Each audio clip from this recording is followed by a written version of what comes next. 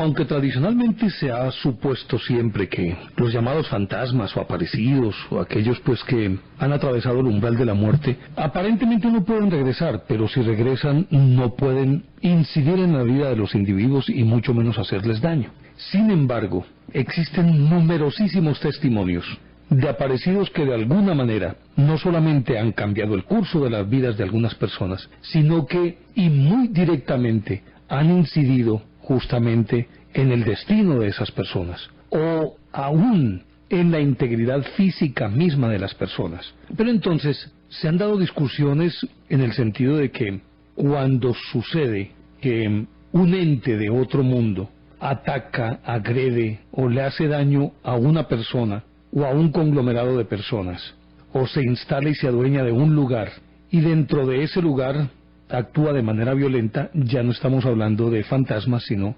regularmente de malos espíritus. Pero con todo y ello, y se han dado muchísimos casos, algunos fantasmas que se supondría deberían ser inofensivos, tienen la capacidad, la habilidad y el poder de agredir sin perder esa condición de fantasmas. Es decir, sin que se les catalogue como espíritus malos o satánicos o agresivos. Y son muchísimos los casos en que un mismo fantasma puede ser benévolo con algunas personas y agresivo con otras personas. Se supone que si es un espíritu malo, agrede a todo aquel que esté cerca o que se exponga a su ira o que invada su territorio. Pero en el caso de los fantasmas, pueden ser benévolos con algunas personas, tolerantes con algunas personas, tal vez permisivos, y en algunas oportunidades también actúan como benefactores de esas personas. Es decir, se diría que están también, de alguna manera, afectados por sentimientos positivos o negativos, y aparentemente también estarían sometidos a cambios emocionales que los llevarían a o a actuar de buena manera o a actuar de mala manera, a agredir, a proteger o simplemente a ser indiferentes. Y entonces, cuando los estudiosos se han detenido en casos particulares, han llegado a la conclusión de que cada fantasma en sí mismo tiene una personalidad particular, puntual y precisa, que no siempre, de acuerdo con estudios que se han hecho, correspondería esa actitud con las características mismas del individuo al cual supuestamente pertenece ese fantasma. En algunos casos podría corresponder a una persona que en vida fue de un talante apacible, un talante bonachón, pero después de muertos permiten que aflore como esa agresividad y esa violencia. Y tal vez esto podría estar condicionado también por las circunstancias en que ese individuo murió. Se ha dado inclusive, es decir, ya no correspondería como a una especie de tipología, sino a casos muy particulares. El caso de una persona que ha muerto apaciblemente y resulta ser un fantasma muy agresivo, o alguien que murió en circunstancias muy violentas y termina siendo un fantasma apacible o por lo menos angustiado y huidizo.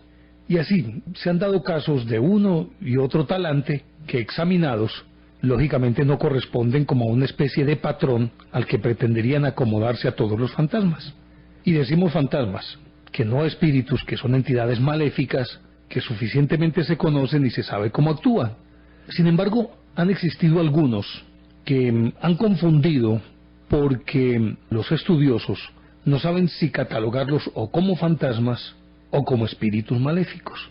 En algunos casos actúan como espíritus maléficos y en otros simplemente como fantasmas, entendiendo que el fantasma no interactúa con el ser humano de manera física, sino que simplemente se asoma, se deja ver y se acabó el cuento.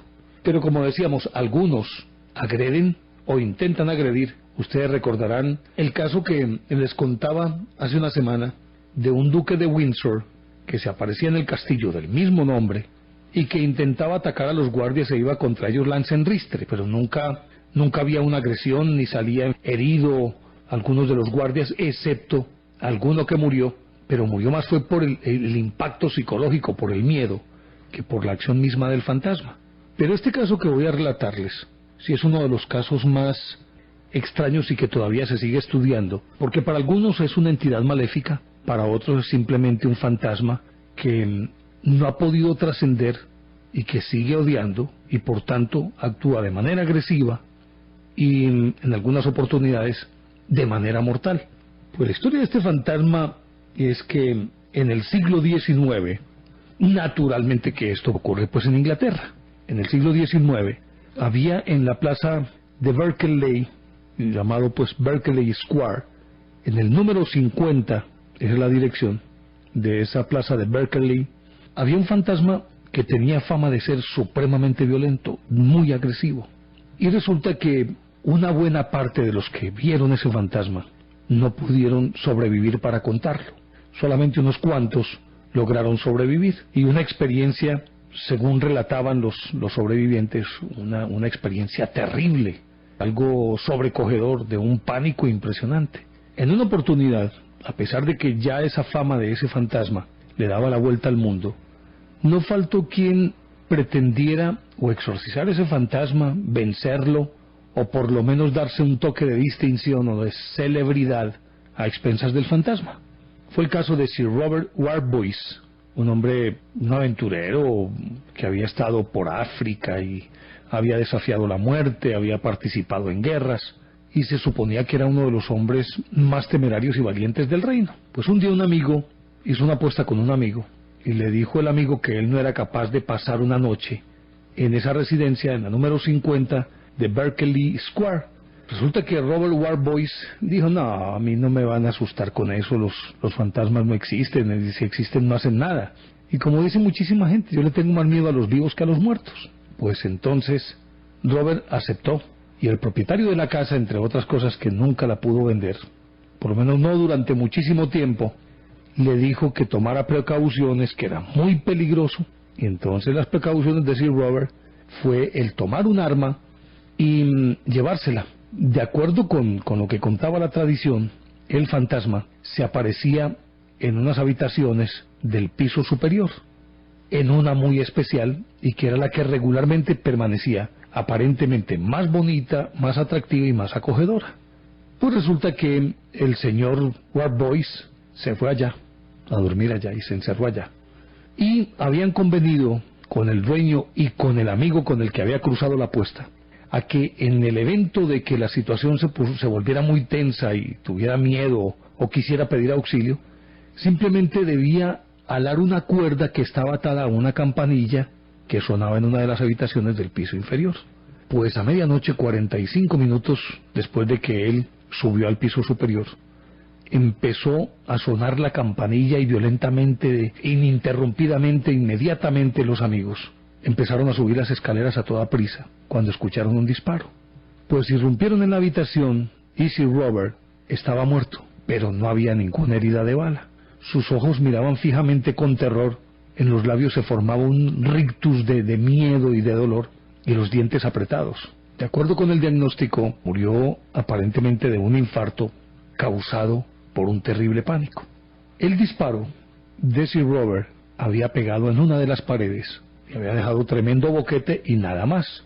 Pues todo el mundo empezó a comentar este caso y se asume que fue por lo menos la primera víctima o la más conocida, la más popular. En fin, abandonaron la casa y poco a poco se fue olvidando la historia de Sir Robert Warboys. Algunos años después, la casa pues abandonada, y por más que el dueño intentaba venderla, no lo conseguía.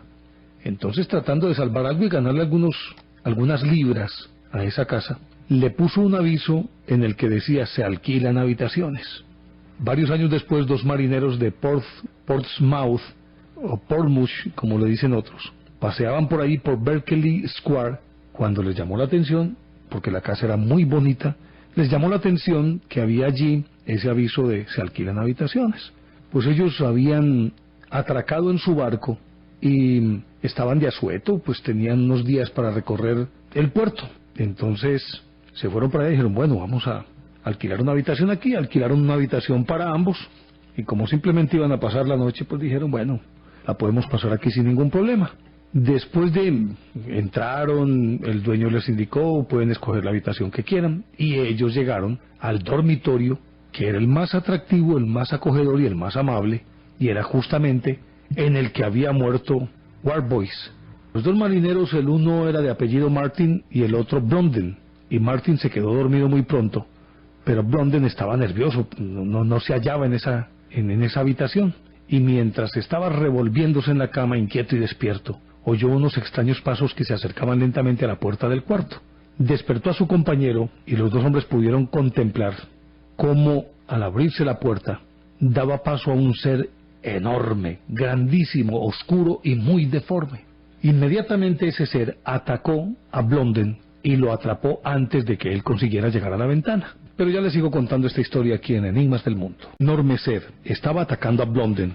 Aprovechó la confusión Martin, que era el que estaba dormido, y salió escaleras abajo huyendo. Y ganó la calle, y al primer policía que se encontró le contó la historia, y ambos regresaron rápidamente a la casa. Pero ya era demasiado tarde. Cuando subieron, el cuerpo estaba destrozado, le habían roto el cuello, y el rostro tenía... La expresión en sus ojos era una mueca terrorífica, pero no estaba en el cuarto, sino que yacía en unas escaleras que llevaban al sótano, como si ese enorme ser o lo hubiera arrastrado, o él hubiera podido como salir huyendo, pero fue atrapado nuevamente por ese ser. Lo cierto es que fue pues otra vez noticia y todo el mundo desfiló para ver de nuevo la mansión. Los periódicos se hicieron eco de esta historia, y como siempre sucedía, para más desgracia de su dueño, pues con mayor razón no podía vender la casa. La historia de Blondin y de Martin se fue también como olvidando, y durante mucho tiempo la casa abandonada. En una de esas el propietario dijo, pues bueno, vamos a por lo menos como a ponerla como más bonita. La hizo arreglar un poquito sin ningún problema, y entonces siguió con el aviso de se alquilan habitaciones. En una de esas una muchacha tomó esa habitación y aunque no murió, salió despavorida y quedó loca de por vida. Y a otro señor que durmió también allí una noche, fue encontrado muerto al día siguiente, y también el ataque había sido supremamente violento. Le habían arrancado un brazo, le habían sacado las vísceras, y pues se llegó a pensar que podría ser otro destripador de Yorkshire, pues de Jack el Destripador. Sin embargo, llegaron a la conclusión de que en efecto no había habido ninguna intervención de un asesino, y obviamente que con ese pasado y con los antecedentes la gente aceptó que definitivamente era ese ser extraño que había tomado posesión de esa casa. Pasó el tiempo y la casa la alquilaron, y apenas estaban mudando, mejor dicho la primera noche, la criada subió a ese cuarto a asearlo para que uno de los miembros de la familia pudiera dormir ahí. Resulta que estando allá lanzó un grito impresionante que hizo que toda la familia subiera hasta ese cuarto, y ella fue encontrada desmayada, y cuando recuperó el conocimiento empezó a gritar como loca, gimiendo y con la mirada desorbitada. La llevaron al hospital. Y ella, como en un delirio, decía, no dejen que me toque, no dejen que me toque, no dejen que me toque, y esa era la cantinela. La llevaron al hospital después de que contó que era un ser enorme, deforme, extraño, de una mirada terrorífica. Resulta que ella murió a los 2 días. Así las cosas, entonces, ya convertida esa casa en una celebridad, pues la gente iba a visitarla no para comprarla, no para alquilar, sino simplemente para verla. Pero nadie tampoco se apuntaba a dormir en esa casa. Sin embargo, todo esto había ocurrido entre el siglo XVIII y el siglo XIX. Y a finales del siglo XIX, un cazador de fantasmas llamado Lord Littleton, ya finalizando el siglo XIX, empezando el siglo XX, dijo, no, yo tengo que resolver este misterio, pues, y lo que lo resuelvo. Y tenía como característica el que era hijo de un señor cuya amante muerta vino a decirle, él, pues el papá de este Littleton, moriría en 3 días, lo cual en efecto sucedió. Y eso tal vez fue lo que hizo que Littleton se decidiera a dedicarse por el resto de sus días a cazar fantasmas o a desentrañar esos misterios. Parece que lo marcó profundamente la muerte de su padre. Pues resulta que entonces, convertido ya en cazador de fantasmas, dijo, déjeme que yo arreglo ese problema. Y entonces decidió pasar una noche en la habitación predilecta de ese espectro.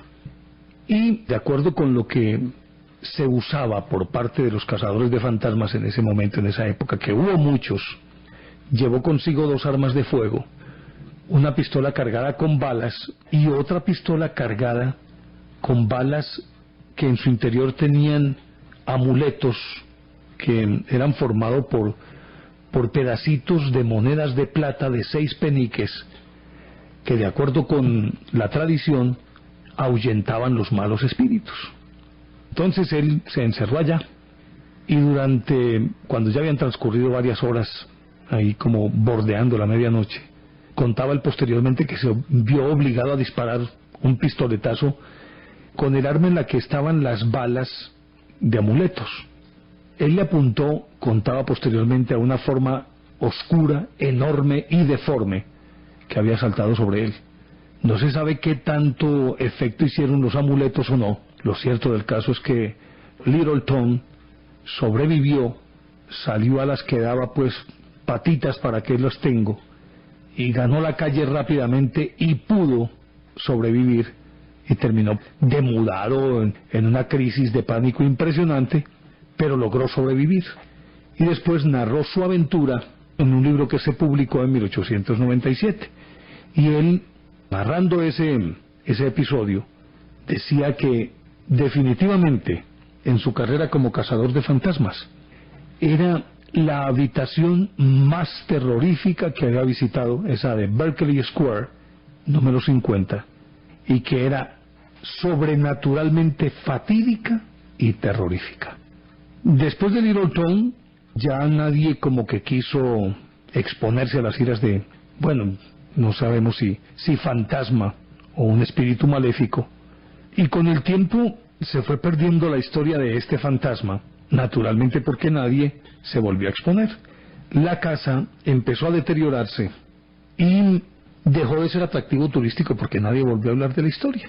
Con el tiempo se transformó en una librería y aún hoy existe esa casa en Berkeley Square, la número 50, y sigue funcionando allí una librería, y la plaza sigue teniendo la fama de ser un espacio predilecto para los fantasmas, y se habla mucho de ese fantasma de Berkeley Square, pero se ha convertido, porque con el tiempo nadie ha vuelto a dormir allá, se ha convertido más bien en una atracción turística, en una especie de mito y nada más. Pero sí hay algo bien interesante, y es que esa casa donde está esa librería, la principal atracción que tiene desde hace muchísimos años es un ruiseñor que entra, canta y vuelve a salir, y es el mismo ruiseñor desde hace muchísimos años, cuando se supone que la vida de un pájaro es relativamente corta.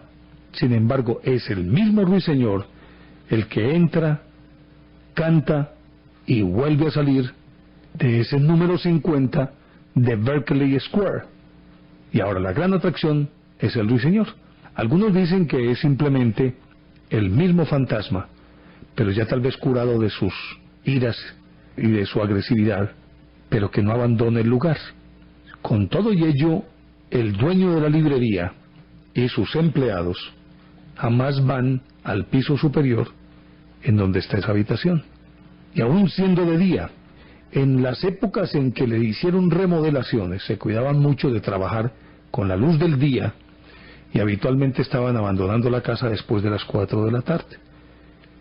Y dicen que por eso pues nunca nadie tuvo ningún problema, aunque se cuenta que en alguna oportunidad alguno o varios trabajadores pudieron ver un fantasma que se correspondía más o menos con la descripción que de él se tenía, pero que simplemente pasaba como una sombra fugaz y desaparecía, pero no tenía esa actitud agresiva que al parecer exhibía solamente en las noches. Aún hoy sigue siendo atracción turística, pero lo que decíamos, más la librería con su ruiseñor que el fantasma mismo, excepto en los años 50 alguien entró a la habitación más por curiosidad que otra cosa, y aunque fue de día, sintió tanto miedo, tanto pánico, y un aire tan supremamente frío, que no aguantó ni los 30 segundos. Entró y volvió a salir. Y posteriormente él contaba que al entrar, la cama que estaba en medio de la habitación empezó a estremecerse, empezó a sacudirse más bien, como si tuviera vida propia. Y los cuadros empezaron también a moverse de un lado a otro. Y él pues no se quedó el tiempo suficiente para averiguar qué era lo que realmente acontecía, sino que salió de allí como pepa de guama y nunca más volvió a entrar. Y fue tal vez la última noticia que se tuvo de este fantasma o de este ser maléfico que se apoderó de esa residencia, que aún está en pie y que, como decíamos, es una librería, pero en la parte superior sigue abandonada desde el siglo XIX. Pero ya seguimos hablando de esta historia aquí en Enigmas del Mundo. Como el caso que acabamos de relatar, existe una isla llamada la isla de Norfolk. Está en el Océano Pacífico, a unos 1500 kilómetros de la costa este de Australia. Y naturalmente que esta isla fue más bien como una especie de posada, posta más bien, para muchos de aquellos que terminaron colonizando Australia y que eran regularmente convictos, eran delincuentes que la sociedad británica, para desembarazarse de ellos, los envió a Australia, no solamente para que abrieran el continente al imperio, sino también para colonizarlo. Pues resulta que allí, en esta isla, hay una mansión que se llama la mansión Beckles, y en ella suceden fenómenos muy extraños, como el de un grito que a menudo se escucha, un grito de mujer, y ese extraño grito suplica por su vida y pide que la ayuden. Y también se oyen portazos, misteriosas pisadas, y en algunas oportunidades es posible que se enciendan las luces de un salón, y dentro de él, inclusive visto desde la calle, se puede ver un baile espectral, es decir, bailarines espectrales, se puede ver un grupo de danzantes en ese salón de esa casa.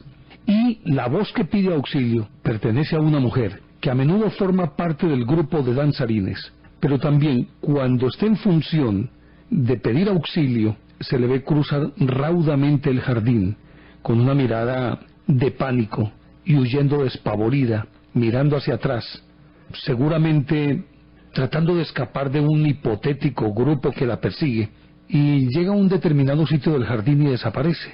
Sin embargo, se queda escuchando el grito de pedido de auxilio por un buen tiempo. Este sitio es uno de los más reconocidos en el mundo de los fantasmas como atractivo turístico, pero también uno de los más peligrosos. Y precisamente esa fama ha llevado que algunos temerarios intenten desentrañar el misterio, o quizás por dárselas de valientes han llegado hasta esta mansión, algunos con el objetivo pues disque de cazar los fantasmas, y otros simplemente para dárselas de valientes. Y ese fue el caso de un habitante de la localidad, que era un reconocido cazador, era un hombre apasionado por la caza, Jim Mays.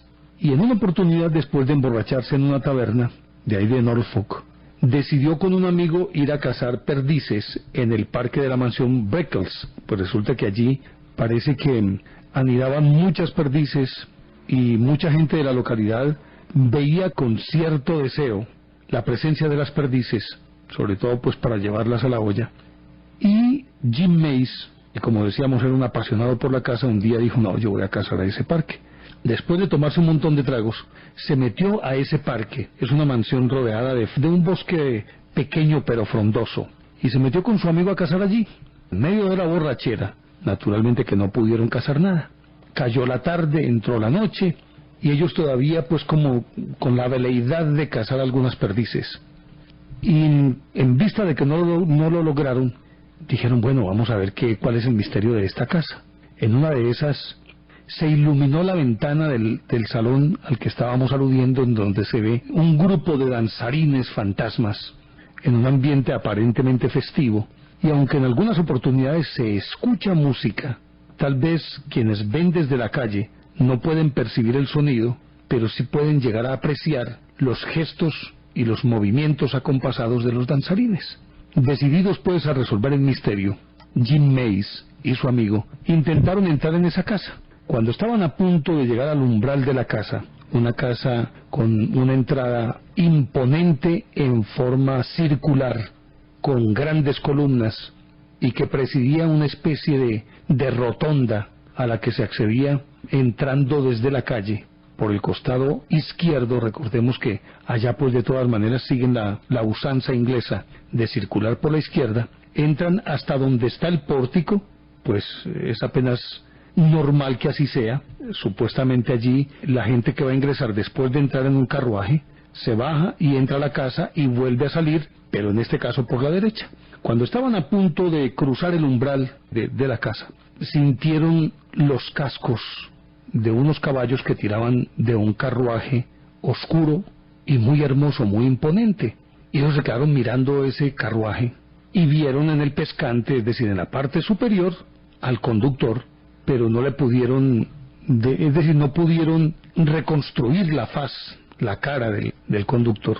Pues el carruaje llegó hasta el pie del pórtico, se abrió la puerta, era como una especie de litera, diligencia, y del carruaje, el conductor se baja del pescante, viene y abre la puerta, y del carruaje emerge una dama bellísima y altísima. Bellísima por sus formas, mas no por el rostro, porque, según decía el amigo de Jim Mace, no pudo determinar los rasgos de ese rostro. Pero la dama en cuestión descendió. Este amigo sintió un pánico impresionante. Entre tanto, Jim Mace se quedó estupefacto y paralizado. Y mientras el otro escapaba, Jim Mace se quedó allí, y la mujer bellísima cubierta de joyas fijó sus ojos en los del espantado Jim Mace, avanzó hacia él, y se dice que cuando llegó junto a él, lo cuenta su amigo, lo tocó en el hombro y Jim Mace se desplomó, quedó desmayado. El amigo huyó y logró ganar la calle. Le contó a un policía, pero el policía dijo: no, yo por allá él conocía pues la historia y la tradición de esta mansión, y dijo: no, yo allá no entro. Fue por el vicario de Norfolk y él dijo: yo tampoco. Lo cierto es que nadie quiso entrar esa noche. Cuando despuntó el día, el amigo de Jim Mace se fue con el vicario y un agente de la policía y entraron al jardín, pues al parque que era como el espacioso jardín que daba entrada a esa mansión, y encontraron que Jim Mace yacía muerto, ya con la rigidez normal de alguien que lleva varias horas de haber fallecido, y con una mueca de horror en el rostro y los ojos con una expresión de pánico impresionante. Nunca se supo realmente qué le pasó a Jim Mace. Lo cierto del caso es que él murió. Pero resulta que es que en esa isla de Norfolk sucedían y siguen sucediendo cosas muy extrañas, como el hecho de que algunos pescadores afirman que, estando en sus faenas, ven llegar un grupo de náufragos que irrumpen en la isla después de alcanzar la orilla, y una vez que tocan la playa se dispersan, y quienes han estado allí dicen que de pronto, cada uno tomando dirección diferente, una dirección distinta, se esfuma en el aire. Pero también afirman los pescadores que han visto los espectros de convictos irlandeses que llegaban allí arrojados pues por grilletes y cadenas que los depositaban en esa isla que también hubo una época en la que fue un penal, una colonia penal británica, y se les ve a ellos caminar por la playa a paso lento, por la dificultad que implica el mover esos grillos y las cadenas. Pero también algunos de ellos afirman que han visto grupos de esos mismos convictos irlandeses colgando de algunos árboles, de los brazos de algunos árboles, es decir, ahorcados. Se les ve allí colgando y de pronto desaparecen y nunca más se les vuelve a ver. Y estas historias de los convictos y de los náufragos se siguen presentando en esta isla de Norfolk. En cuanto a la mansión Brickell, después de la aparición de este carruaje y de la muerte de Mace, la casa no solamente pues ya estaba abandonada, sino que fue cercada por una barda alta para que nadie pudiera ingresar allí. Sin embargo, aún hoy, el carruaje de la dama elegante, alta y enjollada se ve en algunas noches, especialmente de luna llena y naturalmente por temporadas, en épocas del año en las que hay un espíritu festivo, como por ejemplo Navidad, aunque haya un invierno crudo, y también en las épocas de verano se puede ver este carruaje que llega hasta el pórtico, baja la mujer y desaparecen carruaje y mujer. Y es un carruaje obviamente del siglo XIX, muy elegante, bellísimo, y que entra allí ruidosamente, no solamente por el chirriar de las ruedas, sino y muy especialmente por el golpear de las piedras de los cascos de los caballos, entre otras cosas, muy acompasados en ese ritmo, y llegan hasta allí. Inclusive los cascos se pueden sentir a cientos de metros de distancia, y la gente se esconde porque no quiere saber absolutamente nada de esa mansión ni de la dama en cuestión, de quien dicen es una diableza. Pues esto sucede en esa isla de Norfolk. Pero además de ello, parece que en toda Australia también está regado también el rumor de los fantasmas, y aunque son menos vistosos que los de Inglaterra, al final de cuentas no se sabe si es por el espíritu de los herederos de aquellos convictos que llegaron allí. De todas maneras, pues traen también esa sangre inglesa. Pero no se sabe si es por esto o porque en efecto existen. Lo cierto del caso es que se cuentan historias pavorosas, y entre las cuales también historias de marinos y de barcos fantasmas, como el del holandés errante. Recuerden ustedes que el del holandés errante es la historia de un hombre que desafió a un capitán holandés que desafió a Dios porque no podía atravesar el cabo de la Buena Esperanza. Pero ya seguimos hablando de esta historia aquí en Enigmas del Mundo. Estamos en Enigmas del Mundo. Pero así como el caso del buque del holandés errante, que según la tradición de los marinos, cada vez que es visto este barco es porque está anunciando desgracias a la tripulación de aquel barco desde donde se ve la aparición fantasmal. Habitualmente piensan los marinos, o dice la tradición marinera, que una vez que se vea el holandés errante, seguramente ese barco va a naufragar, o por lo menos van a morir o uno o varios de los tripulantes de aquel barco desde donde son vistos los aparejos del holandés errante. Pero así como ese barco es visto, resulta que en Londres hay también una tradición que es bien interesante y que se reproduce también en nuestros pueblos, a diferencia de que en efecto interactúa físicamente con las personas. Se habla del autobús número 7 de Londres, que en 1936, en el área de Ladbroke Grove, se vio cruzar las calles a una enorme velocidad, y entonces todo el mundo se quedó estupefacto, y mucho más en aquella época en la que aún existían los carros. De todas maneras, todavía era relativamente novedoso el transporte público, y mucho más en bus, y verlo cruzar a tanta velocidad dejó pasmados a más de uno. Lo cierto es que esa mañana de un mes de 1936, un automóvil se estrelló contra un muro, pero resulta que el conductor del automóvil estaba dentro del carro e iba a arrancar, y aquel bus, el autobús número 7, que venía a una gran velocidad, le dio por detrás y lo lanzó contra el muro, y murió el conductor. Un testigo decía que el autobús llevaba todas las luces encendidas, y que apenas chocó contra el automóvil para lanzarlo contra la pared, el autobús se esfumó en el aire. Después de que mató al conductor, se esfumó. Pero el testimonio de este señor que pasaba casualmente por allí fue corroborado por varios conductores, que algunas veces conductores también de servicio público, que algunas veces tuvieron que hacer muchas peripecias para esquivar ese bus que se les venía de frente. Y entre ellos existía la creencia de que el espíritu de un conductor, que era un delincuente, y que tratando de huir de la justicia después de arrollar a una persona, se mató en ese bus. Y ellos tienen una enorme prevención por la aparición del bus número 7 en cualquier parte de Londres.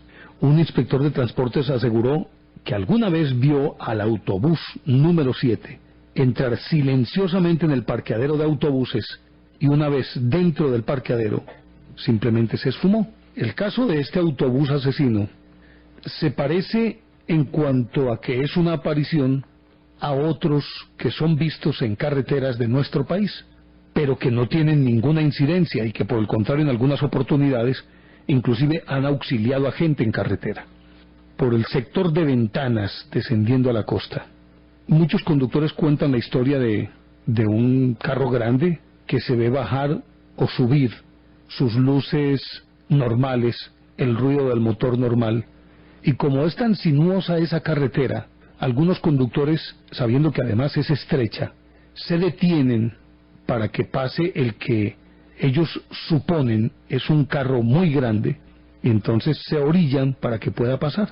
Pues el carro en cuestión jamás pasa junto a ellos, pero en muchos casos ese carro, sin haber pasado junto a los camiones de estos conductores, es visto ya como si hubiera cruzado, es decir, en la siguiente curva, pero en sentido contrario. Por decir algo, si el conductor va descendiendo hacia Puerto Valdivia y lo ve ascender, ve las luces del camión, se orilla.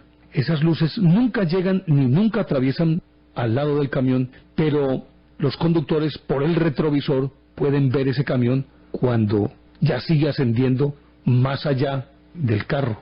Es decir, no lo ven pasar, pero sí lo ven que continúa hacia arriba, hacia Yarumal. Y viceversa.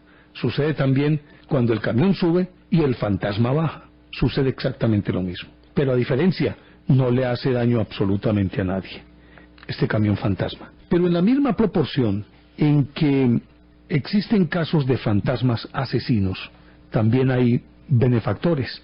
Se cuenta el caso de un lord inglés, Lord Halifax, que era un hombre temerario y que se enfrentaba a todos estos fenómenos.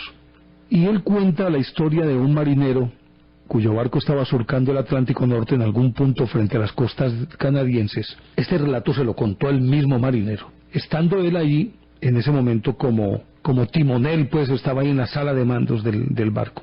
Sintió mucho frío normal en el Atlántico Norte, pero un frío más allá de lo normal y muy extraño. Y de pronto vio que el cuaderno de bitácora se abrió.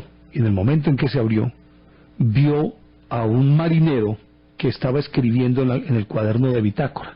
Él no conocía al tipo y se quedó quieto, y cuando ya terminó de escribir, el marinero en cuestión desapareció. Y él fue al cuaderno, pues a la bitácora, y encontró una nota que decía: tome rumbo al noreste. Pues él fue inmediatamente donde el capitán y le pidió consentimiento para cambiar el curso. El capitán aceptó, y al cambiar de curso, varias horas después, encontró un barco que estaba escorado y que ya se iba a hundir.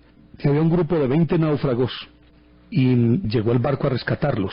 Los rescató y los náufragos traían a un compañero que había muerto, porque al estar en el puente, el barco hizo un movimiento muy abrupto, él se cayó y se golpeó la cabeza y murió. Pues resulta que cuando traían el cadáver para pasarlo también a este barco, cuando le miró la cara el que estaba de guardia en el barco, vio que el muerto era justo el que había visto en su cabina y había escrito tomar rumbo al noreste. Pues él no se quedó tranquilo y dijo: no, yo quiero corroborar esto. Y fue y buscó entre las pertenencias, entre todos buscaron las pertenencias del marinero muerto, y encontraron que la letra era exactamente igual a la letra de ese mensaje que decía tomar rumbo al noreste. Todos se quedaron pasmados, pero ese fantasma le salvó la vida. Algo similar ocurrió durante la Primera Guerra Mundial. Un conductor de ambulancia trasladaba a un herido grave desde Ypres a un puesto sanitario de Poperinghe, en Francia. Y de pronto un resplandor iluminó el cielo nocturno y el conductor descubrió que junto o frente a él, ahí frente al camión, frente a la ambulancia, estaba un centinela de pie. Y él, para no arrollarlo, frenó, alcanzó a llegar casi hasta donde estaba el centinela y este desapareció. Entonces, con ese pánico tan impresionante, se bajó a ver dónde estaba el tipo, si era que lo había arrollado. Pues no vio a nadie, pero se fue a buscarlo, y más o menos unos 5 metros más adelante, en medio de una tremenda oscuridad, llevando él una lámpara y también ayudado por las luces del camión, encontró que frente a él, es decir, en esa carretera, había caído un obús que había dejado un cráter de varios metros de diámetro, y que seguramente, de no haber mediado la presencia del centinela que lo hizo frenar en seco, se habría matado, y naturalmente que el herido que llevaba también había fallecido. Lo salvó. Y se cuenta la otra historia de una niña que una vez llegó donde el doctor Weir Mitchell en Filadelfia, en Estados Unidos. Eso fue a principios del siglo XX, y él lo escribía después y lo contaba. Después de una jornada supremamente agitada, él empezó a dormitar en su mecedora mientras su esposa le preparaba la cena. De pronto sintió que tocaron la puerta y abrió, y se encontró con una muchacha muy delgada que estaba cubierta con un chal color fucsia, y la joven se le veía en la mirada el desespero y la impotencia, y le rogó que fuera a visitar a su mamá, que estaba grave en medio de una tormenta de nieve. Y él dijo: pues bueno, al final de cuentas médico, y con una con una noción muy clara de la misión que debe cumplir el médico, no se paró en miente, sino que simplemente tomó su saco, el maletín de primeros auxilios y arrancó para la casa de la enferma, siguiendo a la muchacha. La muchacha iba adelante, no intercambiaron una palabra más, sino que ella caminaba adelante y de tanto en tanto lo miraba a él, a ver si la estaba siguiendo. Y después de caminar más o menos unos 20 minutos, llegó a una casa. La muchacha abrió la puerta, el médico entró. Era una casa, no era sino un saloncito donde estaba la cocina, la sala, el comedor y una cama. Y resulta que había una mujer postrada en la cama y evidentemente se podría decir que agonizando. Pues él llegó, la auscultó, advirtió que ella padecía neumonía, le suministró unas medicinas, la puso cómoda. La señora en cuestión, que hasta ese momento estaba como una especie de semi-inconsciencia, recobró un poquito el conocimiento. Cuando él la observó bien, a la luz de una vela, encontró que esa mujer había sido criada suya durante muchísimo tiempo y había dejado de verla hacía ya varios años. Pues bueno, lo alegró mucho el encontrarla a ella, porque era una mujer que había sido una criada muy fiel, y él estaba muy agradecido. Entonces no solamente se sintió reconfortado y además de ello, pues agradecido por lo que le había tocado, y dijo, vea cómo pude servirle a esta mujer que fue mi sirviente. Y en la conversación ella también lo miraba sorprendido, la mujer, y dice, ¿pero qué está haciendo usted aquí, doctor? Y dice, no, es que tu hija fue a mi casa, me sacó de allá y me dijo que había una señora que se estaba muriendo, que viniera a ayudarle. Yo me vine tras ella, entramos, ella me abrió la puerta y aquí estoy. Ve, entre otras cosas, ¿dónde está la niña? Y él dijo, ¿cuál niña? Pues la muchacha que fue por mí. Y le dijo, ¿cómo es ella? Él la describió. Dijo, ay doctor, es mi hija que murió hace un mes. Y dijo, no puede ser cierto. Ella fue, me habló, se vino delante de mí, me abrió la puerta, el chal es color fucsia. Y dijo, no, doctor, ella murió. Inclusive ese chal del que usted está hablando era el que más le gustaba a ella y ahí está en ese armario. Pues él abrió el armario y encontró el chal que la muchacha había llevado para pedirle auxilio, con el que se estaba cubriendo, estaba doblado e intacto. Se supone que si la niña lo usó, debía estar no solamente mojado, sino con una gran cantidad de, digámoslo de esta manera, de esquirlas de nieve, por decirlo de alguna forma. O estaría lleno de nieve, tal cual estaba el abrigo del médico que había caminado detrás de ella. Y no, ahí estaba el chal. La mujer prorrumpió en llanto, pero también en un llanto agradecido, porque su hija, después de muerta, le había salvado la vida. Luego, esta interacción con los seres que ya no están puede ser positiva o puede ser negativa. Lo cierto es que, aunque se pretenda siempre descalificar estos hechos, indicando que eso no puede ser, que eso no existe, de todas maneras estos testimonios, que son corroborados, que han sido publicados y que han sido avalados por gente muy seria, han ocurrido.